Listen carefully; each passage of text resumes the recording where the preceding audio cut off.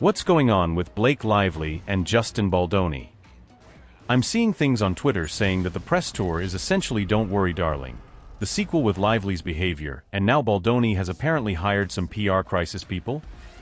What's going on that has people taking sides, both internet and in the film's cast and crew?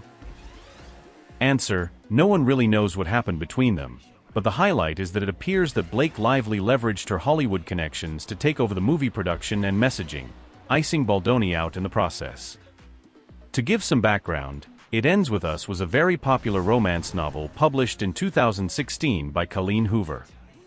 In late 2019, Justin Baldoni acquired the movie rights.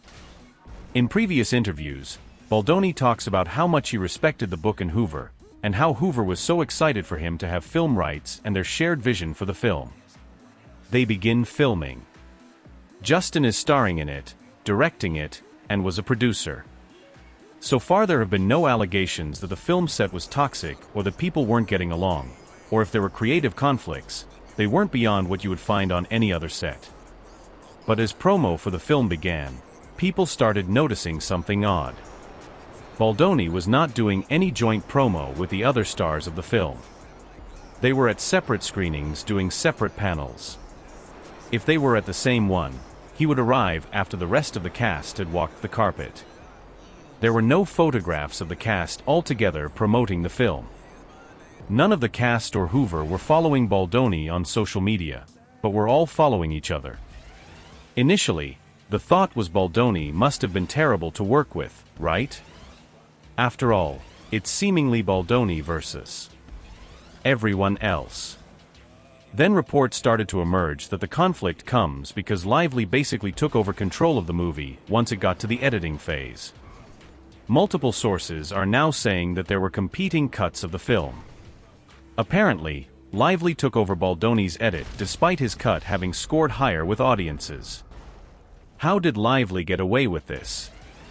She has a powerful husband, Ryan Reynolds, Deadpool himself, who basically took over the movie and buddied up to author Colleen Hoover to see that their cut won.